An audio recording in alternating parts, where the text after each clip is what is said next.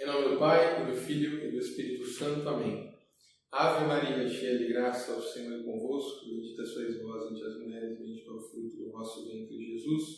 Santa Maria, Mãe de Deus, rogai por nós, pecadores, agora e na hora de nossa morte. Amém. Olá, sou Ademir Amadeu, faço parte do Instituto Regina Coeli e estou aqui com vocês nesse 9º episódio desse nosso trabalho relacionado à engenharia da morte, à exposição dos trabalhos relacionados às organizações internacionais favoráveis à morte e especificamente à cultura da morte, como bem definiu o grande São João Paulo II. Pois bem, no encontro passado nós tratamos especificamente da encíclica Mater et Magistra de São João XXIII, uma encíclica que o Papa promulgou para fazer uma análise, não trata somente daquilo, mas para tratar sobre a doutrina social da Igreja à luz do mundo moderno, à luz dos novos acontecimentos, não especificamente do mundo moderno, é um termo que não soa tão bem. E São João XXIII, na encíclica, faz especificamente uma análise a respeito daquilo que se falava sobre controle demográfico. Como nós falamos, primeiro surge a eugenia, da eugenia vem o controle demográfico, do controle demográfico vem o planejamento familiar, do planejamento familiar vem os direitos sexuais e reprodutivos. Nós estamos no controle demográfico.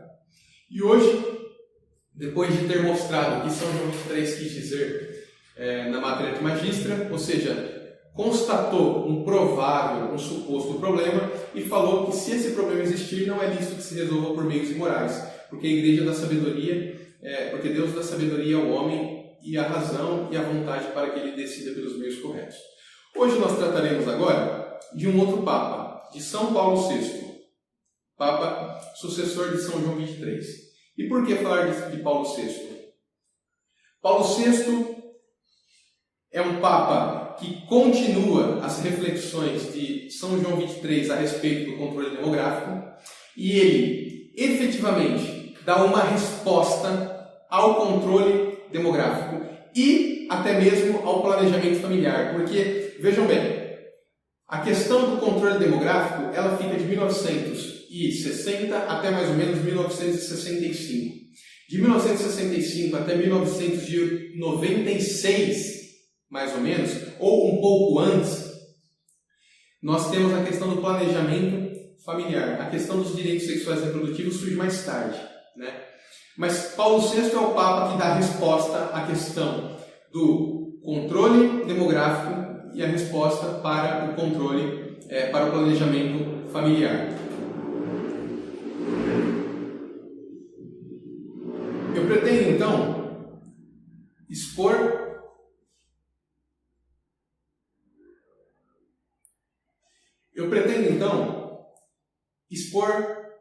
duas encíclicas do Papa Paulo VI, uma encíclica Populorum Progressio e outra encíclica Humani Vitae, esta bastante polêmica que abalou o mundo inteiro para o bem, né? Mas antes, eu quero ler alguns trechos do discurso do Papa Paulo VI feito à ONU.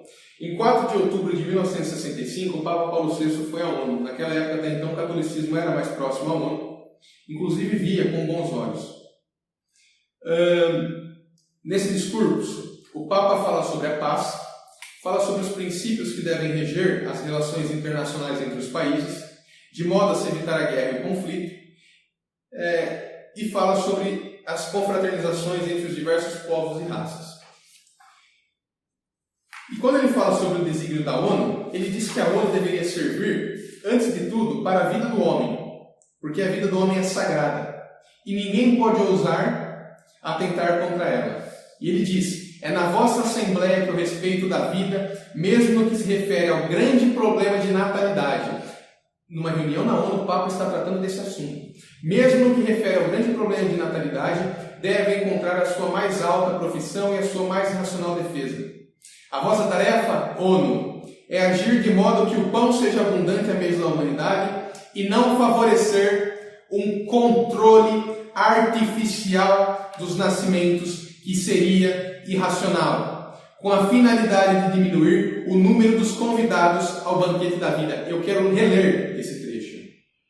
A vossa tarefa, ONU, ou não foi eu que coloquei, mas ele diz: a vossa tarefa é agir de modo que o pão seja abundante à mesa da humanidade, e não oferecer um controle artificial dos nascimentos, que seria irracional, com a finalidade de diminuir o número dos convidados ao banquete da vida. Estamos em 1965. 2 anos depois do discurso da ONU, o Papa Paulo VI promulga a encíclica Populorum Progressio, data de 26 de março, com a finalidade de falar sobre o desenvolvimento dos povos. Conta-se, e isso eu já deixo sobrestado porque eu não tenho informações e referências sobre isso. Conta-se que Rockefeller III encontrou-se com Paulo VI algumas vezes, fazendo lobby sobre esse assunto do crescimento populacional, controle demográfico, etc. Entretanto, como é uma fonte que eu não encontrei, só estou passando a informação, mas não precisam levar isso a sério, até porque eu não encontrei essa referência. Se eventualmente encontrar, falarei.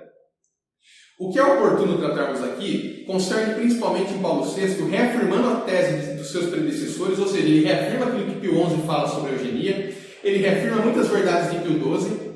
Pio XII foi um grande papa relacionado à moral da igreja, e ele reafirma também aquilo que São João XXIII fala, principalmente com enfoque em eliminar o desequilíbrio entre os países. O Papa Paulo VI vê esse problema como um problema de gestão. Os países estão gerindo mal os recursos que têm e por essa razão nós nos encontramos nessa situação. Mas, repito, a vossa tarefa, ONU, é agir de modo que o pão seja abundante à mesa da humanidade e não favorecer um controle artificial dos nascimentos.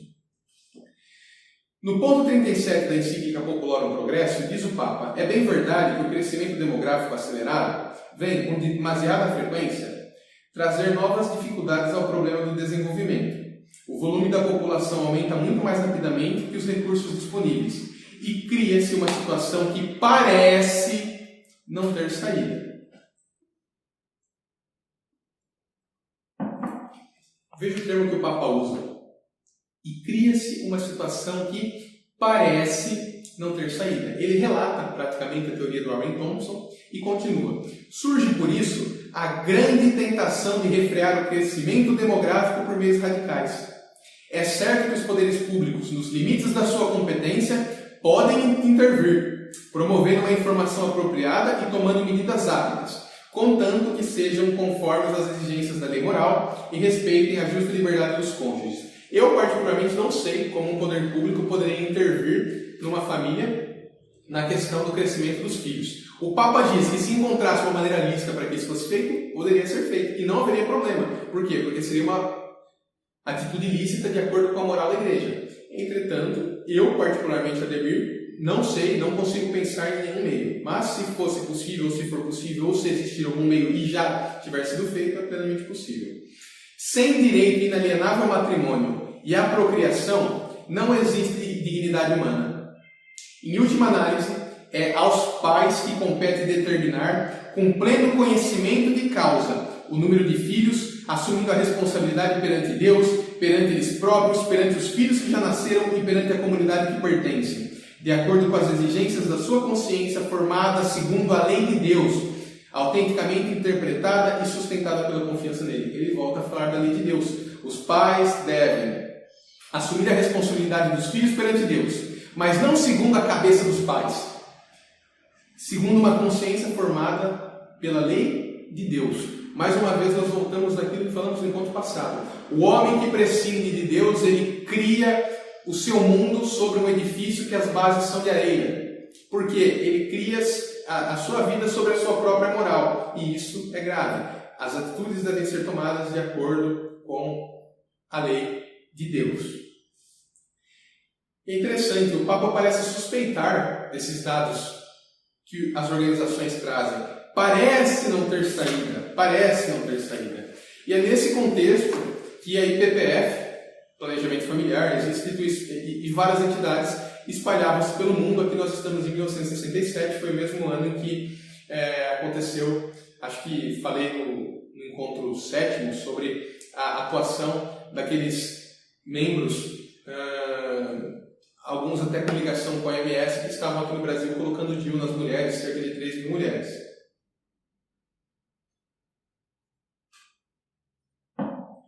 Pois bem, Paulo VI promulga a encíclica Populorum Progressio em 67, e aí vem o brado forte da Igreja, vem uma das encíclicas mais importantes de todas. No dia 25 de julho de 1968, no meio de todos esses conflitos, no meio de todas essas guerras, o Papa Paulo VI promulga uma das encíclicas mais polêmicas da história, a encíclica Humani Vitae. Nós estamos com ela aqui, daqui a pouco nós faremos a leitura de alguns trechos que são importantes. Quero salientar que eu farei apenas a introdução à Humani Vitae. Nós trataremos especificamente dos pontos da Humani Vitae no próximo encontro. Então aqui eu quero trazer o contexto em que surge a Humani Vitae. O que o Papa estava passando, o que estava acontecendo no mundo e o que a Igreja respondeu. Esses assuntos todos, de rigor, nós já tratamos. Basta simplesmente agora falar do contexto em que surge a Humani Vitae. E eu quero fazer aqui, aproveitar para recomendar o curso de bioética do Padre Lodi. Encontra-se no YouTube. Basta colocar Bioética Padre Lodi. É um curso que eu acho que 25 aulas. O Padre Lodi, para quem não conhece, recomendo tudo que aquele homem escrever. Eu recomendo integralmente, semelhante ao Padre Paulo Ricardo.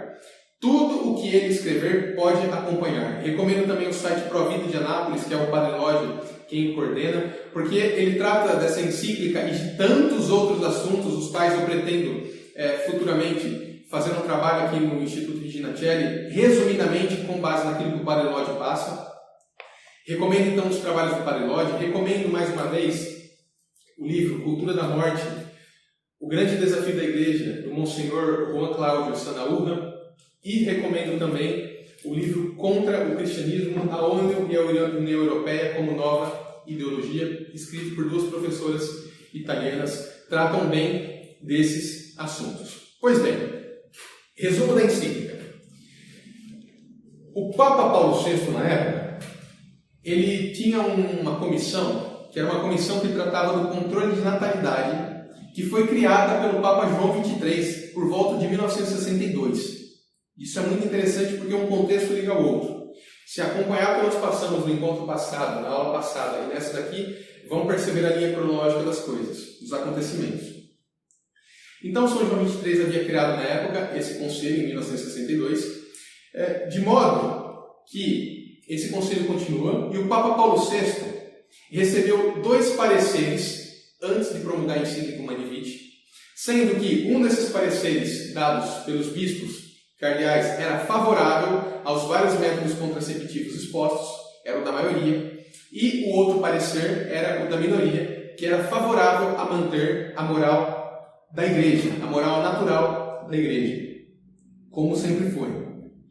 Essa encíclica foi polêmica porque ela abalou falsos católicos que haviam dentro da Igreja, de modo que alguns resistiram justamente por trazer o ensino da Igreja a respeito da moralidade sexual. E pretendemos aqui tratar dela, situando algumas dessas questões. É interessante que na época o secretário de Estado do Vaticano, o cardeal Casaroli, ele disse que São Paulo VI celebrou a missa do Espírito Santo, pediu luz do alto e fez uma das assinaturas mais difíceis e gloriosas de sua vida, de modo que ao assiná-la, ele assinou a sua própria paixão. Paulo VI sofria pressões de opiniões de dentro e fora da Igreja. Entretanto, os pressionadores haviam se esquecido de que a Igreja não é uma assembleia que se decide pelo voto da maioria ou pelo que é conveniente. Aceitar a Cristo é estar disposto a uma conversão total e, portanto, aberto ao ensinamento da Igreja. O Papa, nessa encíclica, ele faz 3 advertências específicas, baseando na moralidade sexual, e ele diz o seguinte, que a utilização errada da moralidade sexual abriria um caminho fácil e amplo para a infidelidade conjugal e a degradação da moralidade. 1968, tá? 1968. Ele diz que aconteceria a perda do respeito à mulher. 1968. E ele diz também que aconteceria o totalitarismo anticonceptivo, ou seja, passariam a utilizar todos os meios contraceptivos possíveis. Isso em 1968. Parece que foi escrita hoje. Bom,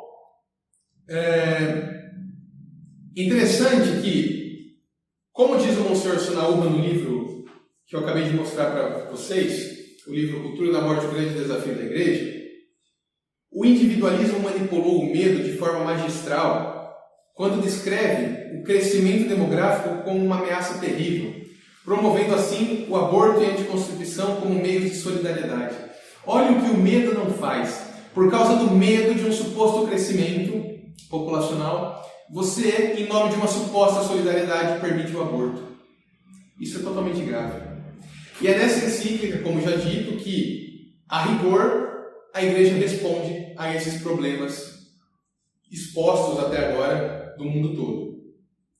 E o Papa diz o seguinte, no ponto 2 da encíclica Humani Vitae, Paulo VI diz: visão nova do problema. As mudanças que se verificaram foram efetivamente notáveis de vários gêneros. Ele faz um relato. Trata-se, antes de mais, do rápido desenvolvimento demográfico. Muitos são os que manifestam o receio que a população mundial cresça mais rapidamente do que os recursos à sua disposição, com crescente angústia de tantas famílias e de povos em vias de desenvolvimento. De tal modo que a grande tentação das autoridades de contrapor a este perigo medidas radicais. O Papa então já começa a descrever todos os problemas. Assiste também a uma mudança, tanto na maneira de considerar a pessoa da mulher e o seu lugar na sociedade, quanto no considerar o valor a atribuir ao amor conjugal no matrimônio, como ainda no apreço a dar ao significado dos atos conjugais em relação com este amor. Finalmente, sobretudo, o homem fez progressos admiráveis no domínio e na organização racional das forças da natureza, de tal maneira que tende a tornar extensivo esse domínio ao seu próprio ser global, ao corpo, à vida psíquica, à vida social e até mesmo às leis que regulam a transmissão da vida. Ele está constatando uma verdade. O homem cresceu, o homem desenvolveu. E o homem está usando esses progressos científicos para domínio global de si mesmo, até mesmo em questões de si próprio. E o Papa continua falando a respeito da visão global do homem e ele diz o seguinte: o problema da natalidade, como de resto qualquer outro problema que diga respeito à vida humana, deve ser considerado em uma perspectiva que transcenda as vistas parciais, seja de ordem biológica, seja de ordem sociológica, psicológica, demográfica, à luz da visão integral do homem e da sua vocação, não só natural e terrena, mas também sobrenatural e eterna, ou seja, o homem deve ser visto de acordo com esses aspectos, não apenas terrenos, mas sobrenatural também. E por isso mesmo que na tentativa de justificar os métodos artificiais de limitação dos nascimentos, houve muito quem fizesse apelo para as exigências, tanto do amor conjugal, como de uma paternidade responsável. Isso aqui é muito importante. Olha o termo que o Papa usa. Ele não fala de planejamento familiar, ele fala de paternidade responsável. A partir de hoje, o termo que nós devemos sempre usar para tratar desse assunto dos pais que têm filhos, dos pais que decidem ter filhos, é paternidade responsável, não planejamento familiar. Planejamento familiar é a linguagem que essas entidades que estão contra a vida utilizam. Nós devemos utilizar paternidade responsável, porque essa é a linguagem que a igreja utiliza. O próprio Padre Lodge fala, você não vai encontrar em nenhum manual da igreja planejamento familiar, mas você vai encontrar paternidade responsável. E para falar sobre o que é a paternidade responsável, São Paulo VI diz no ponto 10 da encíclica Humani Vitae o seguinte: sendo assim, o amor conjugal requer nos esposos uma consciência da sua missão de paternidade responsável, sobre a qual hoje tanto se insiste, justificadamente, e que deve também ela ser compreendida com exatidão. De fato, ela deve ser considerada sobre diversos aspectos legítimos e ligados entre si. Pois bem, o que é a paternidade responsável?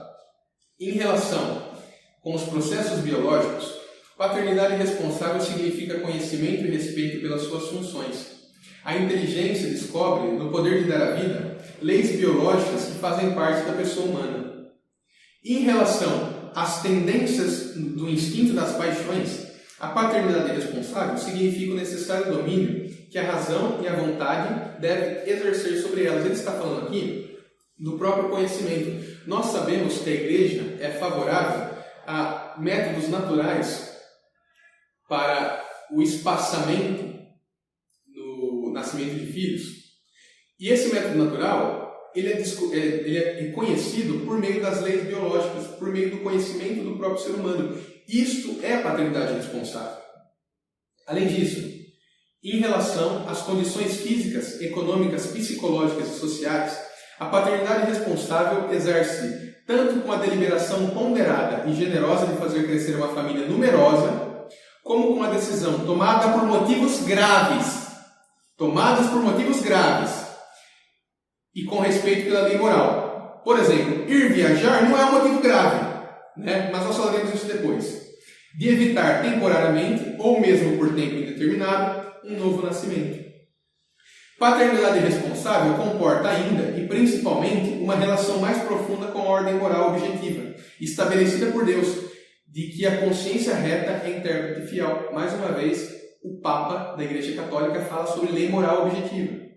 O exercício responsável da paternidade implica, portanto, que os cônjuges reconheçam plenamente os próprios deveres para com Deus, para consigo próprios, para com a família e para com a sociedade, numa justa hierarquia de valores. O que é reconhecer diante de Deus os compromissos que os cônjuges assumem? Promete aceitar os filhos que Deus lhe mandar? Sim, sim. Parece quando as pessoas casam, elas falam isso na frente de Deus. Na missão de transmitir a vida, eles não são, portanto, livres para procederem a seu bel prazer, como se pudessem determinar de maneira absolutamente autônoma as vias honestas a seguir, mas devem sim conformar o seu agir com a intenção criadora de Deus, expressa na própria natureza do matrimônio e dos seus atos, manifestada pelo ensino constante da Igreja. Pois bem, aqui até então, descrevi o contexto em que a Humanivite surge, um contexto político muito pesado, em que até mesmo dentro da igreja muitos queriam a aprovação desses métodos e outros não queriam. O Papa Paulo VI promulga essa encíclica, que foi a promulgação da sua própria crucificação, pois ele foi muito perseguido e continuou sofrendo muitas pressões pelo que está escrito aqui. No próximo encontro nós trataremos efetivamente daquilo que a encíclica Humanivite traça como a visão correta do matrimônio segundo a moral da Igreja Católica. Eu só quero adiantar para deixar uma coisa bem clara.